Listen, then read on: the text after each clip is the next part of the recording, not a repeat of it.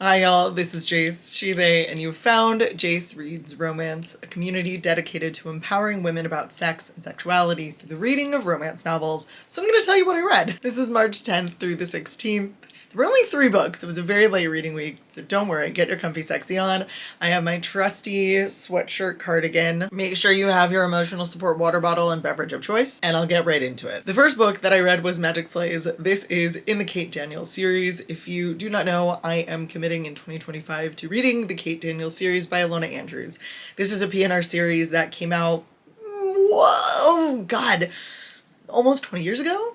I think almost 20 years ago, and I missed it when it came out. I was reading other PNR and I missed it, but I want to go back and I want to read the whole thing. So this year, my old series commitment is Ilona Andrews. This is a Kate book. It is Kate, our point of view character, and her mate, Curran. This is the first book where they've officially been together the whole time. In the other book, they got together. In this book, they are together. It's really interesting reading a series like this because they don't exist anymore. These long-standing, just ever-going series of either a singular character or even interconnected standalones, they don't exist in books nowadays. And so it's very interesting to me to go back and read something like this because we know this couple. They are well-established and they are funny. They are so stubborn at one another. And so in this early stages of the relationship, we're watching them kind of figure out what does it mean to be together? What does it mean for Curran to have responsibilities? What are the responsibilities Kate is going to have? If you're not familiar, go look at an earlier review of mine. Kate is a person of unnamed magical origin. We found out who she is and who her father is and where her magic comes from, but I don't want to ruin that. Curran is the leader of the Pack, which consists of all the shifters in the Atlanta area. It's huge. It's over 1,000 people, and he is in charge of all of them. He is also this lion, almost this extinct ancient lion form. Really massive, really powerful, incredible, and they are so stubborn and hard-headed, and they butt heads, and they love each other, and they respect each other, but it's not easy being together. In this book, it is discovered that an anti-magic machine has been made. So magic is back in the world, and it wars with tech. It fucks everything up. There are these swings where magic is in charge and swings where tech is in charge, and it's really insane. It's dystopian romance in the best kind of way. It's a really interesting world. But this machine has been built that essentially sucks out magic from an area, and anyone whose life is magic, if they are a paranormal creature, you die. You die in the radius of the magic being sucked away. And they found a very small machine, and they have to figure out, number one, everyone's dead and what's going on, and then they find this secret place, and it turns out this inventor is gone and is missing and all sorts of stuff. On top of that, they discover he built a much bigger version of this machine, and a group, a secret underground group that wants to erase magic from the world, took it and plans on detonating it and killing people, killing as many people as they can, as many creatures as they can. And so Kate and Curran have to find the inventor, figure out the machine, can you turn it off, can they stop this group, who's in it, in order to protect Atlanta and their people, because the size of the machine that has been made, that second machine, could kill all of them. So the stakes are really high in this adventure tale. Their relationship, totally safe. They're together. It's done. You watch them deal with the nitty-gritty of being together, but it's done. So we're now solidly in adventure. Something about this series is I thought it would get spicier, and it's not. Don't get me wrong, it's great. I'm going to continue with it. I really enjoy it. I like the world. I like the magic that we're being introduced to. I love the challenges and the people, but I want more spice. Sorry. I want more. This is also the first book we get with Kate as her own boss at Cutting Edge, which is her PI firm that she has by herself. And so she's also trying to get this business off the ground. Oh yeah, fade to black. The quips in this series are so good. They are introduced to this witch or wizard, Volv, which is just kind of it's a Russian history lore. And he's wearing a robe and he's got a beard. She says to him, "What's with the beard and the horse mane? You look like Rent-A-Villain." Just so funny. Kate also has an adoptive daughter named Julie. Julie is a problem. Julie's a problematic kid, but she comes back from running away after boarding school, and uses plastic zip ties on another shifter kid that is working in Kate's office. And of course, the shifter kid, because they're super strong, can break them. And so Kate, debriefing with Julie after this whole shenaniganry, says, "What did I tell you about plastic ties?" "Only for humans," Julie murmured. "If you don't listen to me, I can't teach you anything." It's just so great. We get a little bit of Seaman, who has been a character from the beginning, a little side character.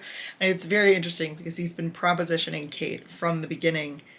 And now that Kate's with Curran, he has to deal with that backlash. And he's sneaky. He's ridiculous. He deserves it. But I'm intrigued to see what happens just in the world in general. And do we get more of their relationship, or is it just them fighting the big bads as they come?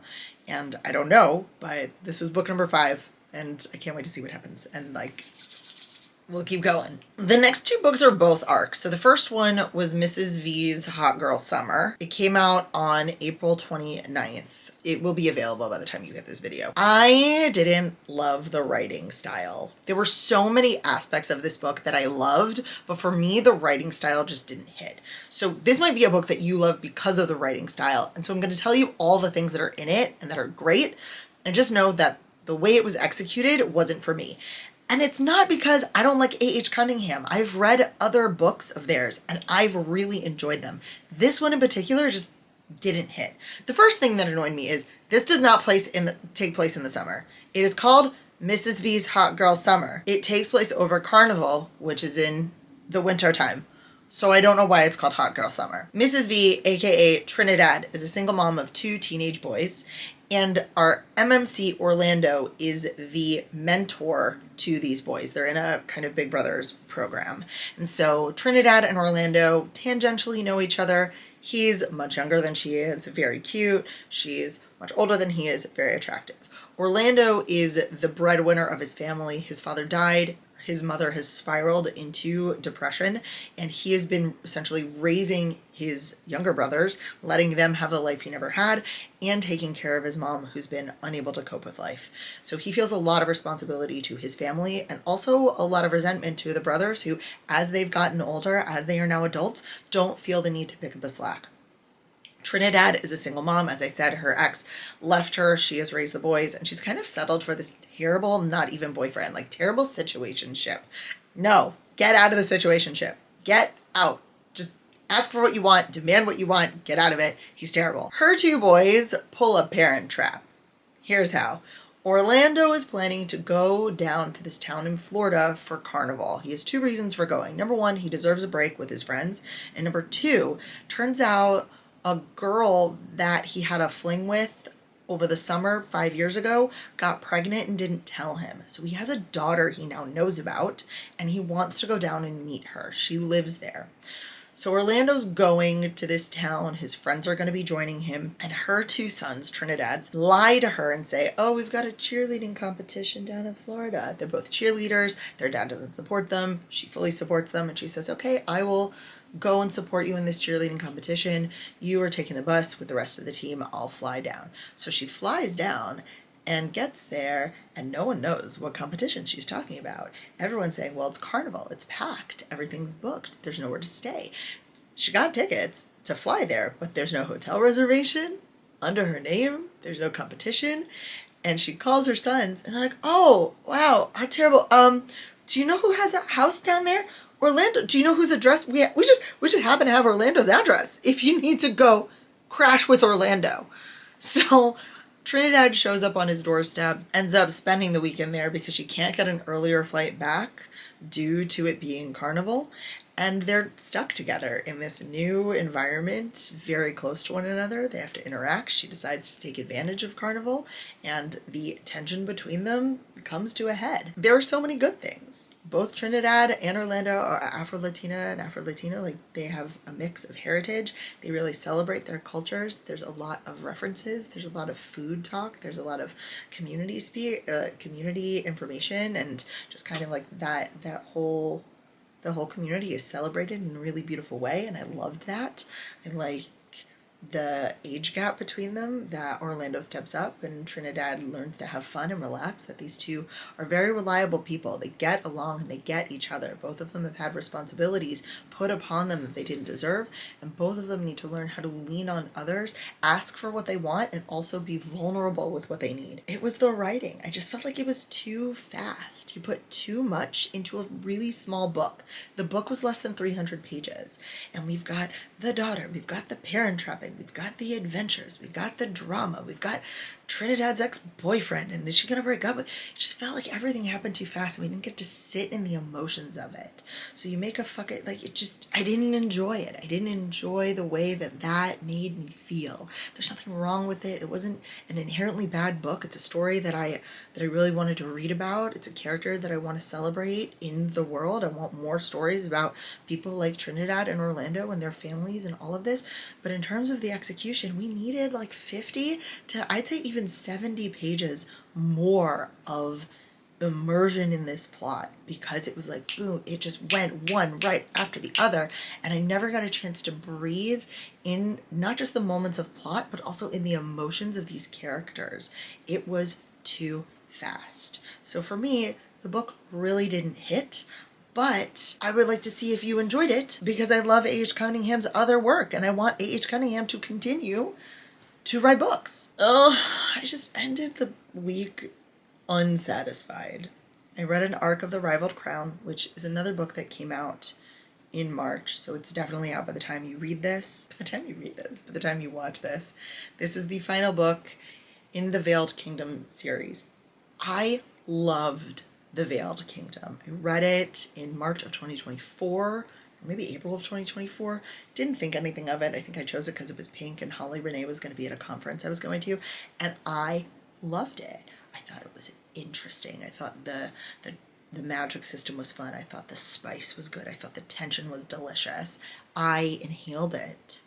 The second book came out in August, and I did not like it. Did not enjoy it. It was basically a walk through the woods. Nothing happened. Nothing happened. And it felt like this book tried to do all of the work that should have partially been done in the second book. This book was way too much. There was a prophecy revealed. There were powers revealed. There were relationships revealed. There were secrets. There was one scene where I swear to you, there were 4 different instances of like, I must confess this thing. What? Why? You could have taken the first 20 to 25% of The Rivaled Crown and put it into The Hunted Heir and had 2 really good books. But this one just felt unnecessarily full. Also, the magic system was never re-explained. You cannot, as an author, assume that people will remember what happened in the first fucking book. It's been a year since I read Veiled Kingdom. Dacre, our MMC, it's Dacre and Verena. I should remember that, or should say that. Dacre is known to have 2 powers.